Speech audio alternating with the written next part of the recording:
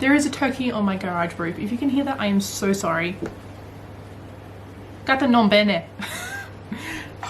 My name is Jade and I am a sustainable lifestyle blogger. I am editing this video currently and I just realized I did not do an intro. So there it is. My name's Jade. You can follow me on Instagram. I am now doing YouTube because people on Instagram requested it.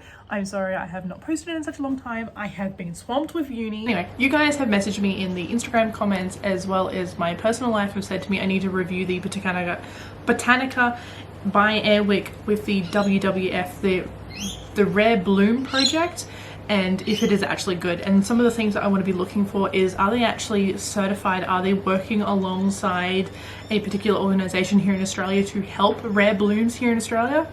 With the particular product range, are they using sustainable materials for these particular products? If so, is there a product range? Because from what I can look at, there is none. And if it is a product range, are they doing native plant scents that is really common here in Australia? And actually they're sourcing the scents from native, because only 5% of eucalyptus oil is actually sourced in Australia. A lot of it is just from overseas, like Singapore, China, and Bali. Yes, eucalyptus can grow in other countries. It is a very adaptable plant. Do I agree with it? Nope, but here we are. So I'm going to be reviewing the advertisement. I will be having a little shot of the ad here for you guys, and I'm just going to watch it on my computer and you'll see my reaction. When Botanica set up to create the world's most exotic home fragrances, nature provided.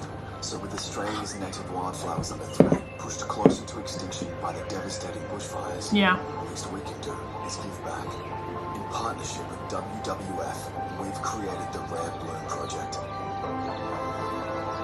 Together, emotional pull the heartstrings. Wildflower species from extinction. Botanica fragrances made with the planet in mind. So it does look like they have a product range for the Rare Bloom project, and in the advertisement on the very tiny little script, which my glasses seem to magnify, you can actually see a dramatization of flora and fauna. I'm like, yeah, you do not go in the wild here in Australia and then like boom, there's a bunch of flora and fauna, especially like red flowers and stuff like that. I do actually have wattle earrings which were made by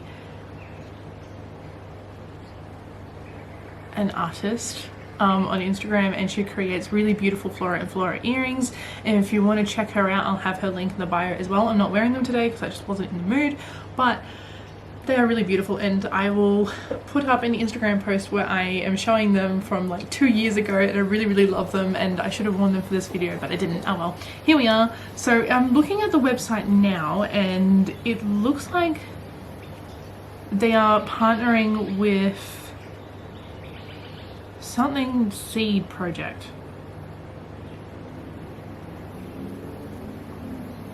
Yeah, so they have provided some really interesting information about certain blooms here in Australia actually providing medicine. Is that even straight? Some blooms or flowers here in Australia using native medicine. What they seem to completely disregard is that we have this knowledge of native medicine from Indigenous tribes here. Why do I go on a tangent? So I'm looking at the website now and it looks like they have some really interesting information about providing food, providing natural medicine, which they completely disregarded the fact that these natural medicine, the knowledge of natural medicine from the native plants here in Australia is actually from Indigenous tribes. It's not just something that we did trial and error. And yes, flora and fauna, as you would know, it is really important to every single plant. So within the plant world, we need bees, we need pollen, we need nutrients from other plants around them to survive. And obviously with the deforestation of fires and needing more resources to house more people here in Australia, and obviously everything that comes into play with that, we are losing a lot more flora and fauna. And I'm really interested to see what their plan to save rare blooms is, because I'm looking at the website and it's not really pointing out. So they are working alongside the Australian Seed Bank Partnership, and I've already looked at their website and I have a link, all the links in the bottom, in the description below if you want to check them out for yourself. And initially what the Australian Seed Bank Partnership does is that they cultivate and populate the seeds so that they're able to regrow these seeds if need be when these plants actually go extinct, to prevent extinction. But what I want to know is what they are actually doing, which they're not addressing in this video. It will support conservation and program productive seed collection and germination trials. Yeah, which is a really sustainable and long-term solution. But are you donating money? Are you having people within Botanica working alongside this project? Are you promoting it? What are you doing exactly? You're just hashing over what this is all about. It's going to be going for the next 3 years. We work together to help save 120 threatened native wildflowers. That's really cool because we are losing a lot of blooms here in Australia.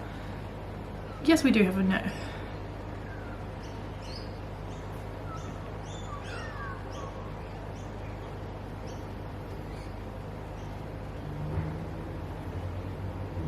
Okay, I have several issues already with their whole rare flora and fauna page that's supposed to provide information. For one, you haven't said specifically what you're doing to help with rare flora and fauna here in Australia.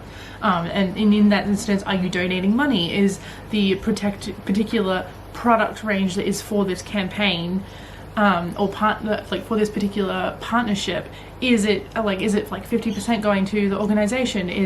Are you having people a part of Botanica working alongside this germination process? What are you doing? Are you spreading information? Are you cultivating more bee farms, which are really important to the growth of flora and fauna? Are you growing like a really amazing, one example that I can think of is Ecoasia, which not completely sponsored by this video at all. I just really like Ecoasia. What they do is they plant native trees all around the world in empty spaces, so like leftover farms, obviously with permission of course from the government and the appropriate authorities, to plant these trees all around the world to help assist with flora and fauna, and obviously more animals start to return to those areas because trees are a home and they're a safeguard for a lot of animals around the world. And Ecoasia seriously helped out with the fires in helping regrowth that. And I myself, I don't have footage, but I went camping and I actually saw the effects of the fires. It got very close to Brisbane, to where I live, so I'm lucky, but a lot of people aren't. And I'm glad that they are doing something, but you're not clarifying what. I'm going to look at the product range. They have a sourcing page. Ooh. Responsible sourcing. Is it greenwashing? Oh gosh. It is not paying. Natural ingredients, olive oil, lavender oil, which is so common and not native to Australia. Vetiver, I don't know. Caribbean island of Haiti. Okay. With their sourcing page, for one, they have not provided name of locations, they have not provided the names of brands or the kind of labor that is being used to source these ingredients or materials. So I don't want to say it, but I think you as a viewer have already figured this out. Oh my god. Planet conscious packaging. Less plastic, which is a start. It is definitely a start. That's it. That's it. This is based on recycled content and recyclability used materials with 30% to 50% less plastic. How about 100% no plastic? That'd be awesome. Okay. There is, when you click on the Rare Bloom project, there is no link to, like, this is our product range that is specifically sourcing for the Rare Bloom project. It's just a project that they are doing, and they have not in any way classified what they're doing specifically. Let's take a look at WWF. What are you? WWF is supposed to be really good, but there are some things about the particular organization that I don't know about. So I've never supported them. I've never known, like, I don't know enough information to support them on my own accord, if that makes sense. WWF has to say. WWF, again, you're not providing sufficient information. You're pretty much rehashing over what Botanica by Airwick has put out on their website for the Rare Bloom project. But they did provide examples of flora species to be protected as a start. So the whole idea of this project is to protect species.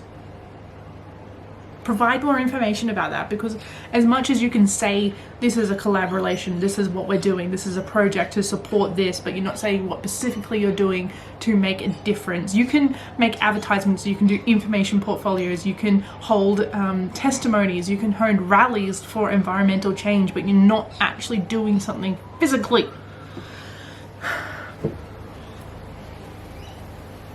There's no product range.